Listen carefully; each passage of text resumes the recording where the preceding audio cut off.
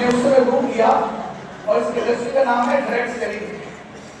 1886 के अंदर सोचिए कि आज की इंडस्ट्री नहीं है, 150 साल पुरानी इंडस्ट्री है।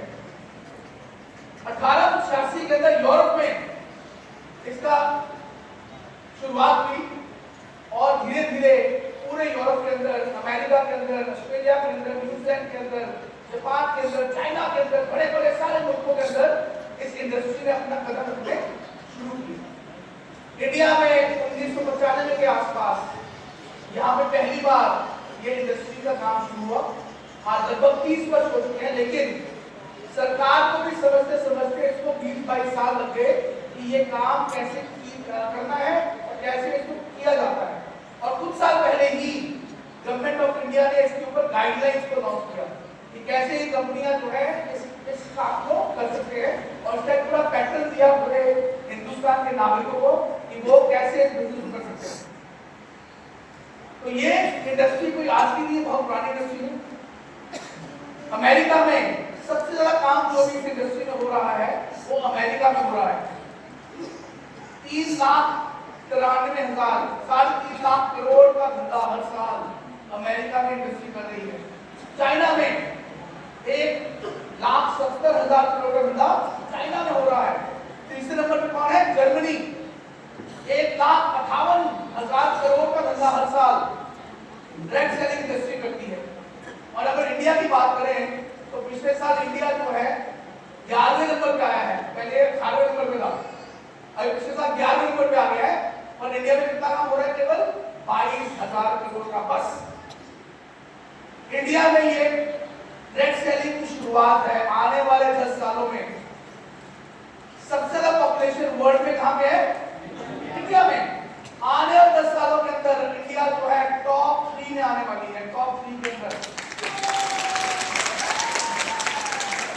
यानी लगभग 1.5 लाख करोड़, 1.5 लाख करोड़ से ऊपर का धंधा इंडस्ट्री इंडिया में करने वाली है आने वाले 10 सालों के अंदर। यानी बहुत बड़ा स्कोप है इंडिया में, इसका भी बाकी है। क्यों कर दिया ये काम? ये काम है क्या? आज तक बड़े स्पष्ट रूप से समझाऊंगा ये काम क्या है, क्यों करना है और क्यों तो हर व्यक्ति को करना चाहिए। चाहे वो डॉक्टर है, चाहे वो इंजीनियर है, चाहे वो वकील है, चाहे वो आईटी ऑफिसर है, चाहे वो जज है, चाहे वो प्रोड्यूसर ओनर है, चाहे वो प्रोफेशनल है, हर व्यक्ति को ये काम करना चाहिए। अमेरिका में हर व्यक्ति कोई ना कोई डायरेक्ट सेलिंग कंपनी से जुड़ के काम कर रहा है। हर व्यक्ति को करना चाहिए। काम क्यों करना है? मैं समझाने की कोशिश कर रही हूं। इसीलिए बोल अमीर बनने के लिए,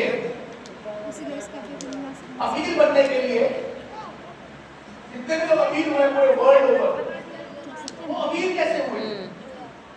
अकेला आदमी कभी भी कोई अमीर नहीं हो सकता। आप नौकरी कर रहे हैं, आप किसी और के लिए काम कर रहे हैं। तो जितने नौकरी पेशा लोग आए हुए हैं, पहली बात समझ लीजिए, नौकरी में आदमी अमीर नहीं बन सकता है। आप पैसे कुछ कमा सकते हैं, हल्के फुल्के थोड़े बहुत, 20-50 लाख महीने का, लेकिन आप अमीर नहीं बन सकते क्योंकि आपने लिमिटेड इनकम और जीवन भर काम करते रहे तो पैसा मिलेगा। काम नहीं कर पाए तो पैसा भी और नौकरी भी जा सकती है। बिना सुनने पर का परफॉर्म कर देंगे, नौकरी जल्दी नहीं परफॉर्म करना बंद कर दिया, बाले कर अच्छा धक्का मार पहले वो लोग इसी तरीके से बैठा तब ना आज लोग भी इज्जत मिल रहा है। अकेला आदमी, कोई आदमी एक डॉक्टर है, पहले तागा थोड़ा छू लेता है, एक वकील है, अकेला सुबह जाके केस लड़ता है। कोई आदमी छोटी दुकान जूतों की खोल के बैठा हुआ है, ये तो कोई आदमी बार्बर शॉप नाई है, दुगुना भी होता कोई आदमी का एक छोटा ज्वेलरी का शोरूम है। तो आप पैसा थोड़ा कमा सकते हैं, लेकिन आप अमीर इसमें भी आया है ना नहीं थोड़ा।